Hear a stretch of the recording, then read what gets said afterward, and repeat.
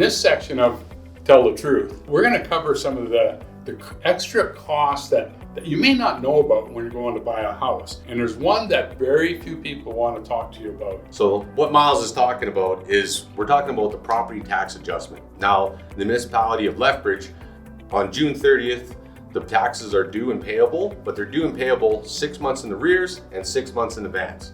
So what that means, if you buy from January to the end of June, the seller actually owes you money because he's lived in the property, but he hasn't yet paid for the full tax amount. Now, if you buy after June, then you're gonna actually owe the seller some money because he's paid all the way up to the end of December. What we do is we meet and we actually show you exactly what that price is gonna be for each individual property.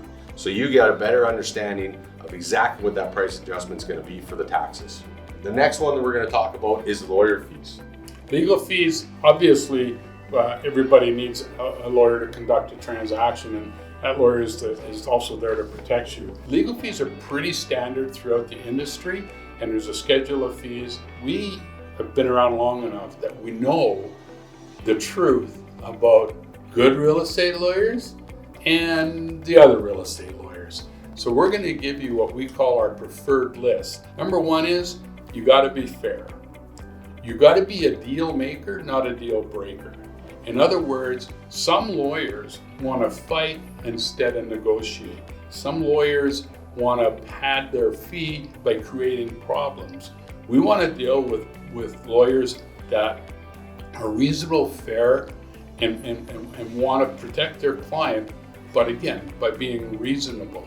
The other thing is, these lawyers, we pretty much know, we know where they work, we know where they play, we know where they live. A problem never comes up Tuesday at 2. Problem rears their head Friday at 4 o'clock. Where's that lawyer Friday at 4 o'clock? We know, we can find him. So when you're looking at the budget, if you're saying you're buying a house between $300,000 and $500,000, you're going to be looking at a budget for our preferred lawyers somewhere between $2,200 to $2,500. But we always make sure that you contact the lawyer and get a more definitive quote, but that's a very good range. So the next one we're going to talk about is just the range of the budget. So we're going to add in the property tax adjustment, we're going to add in your lawyer's fees, and all the small little things that add up.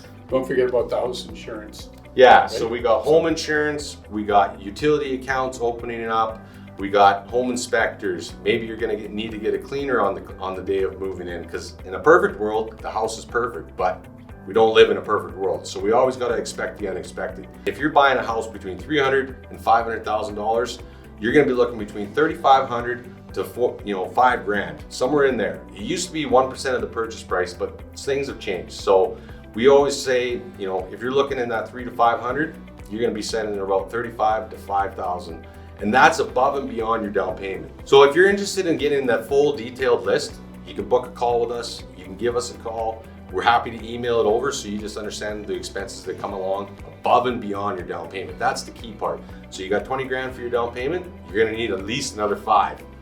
Make sure you got $25,000 in the bank, otherwise you're going to be eating KD and you're not going to be happy with your realtor.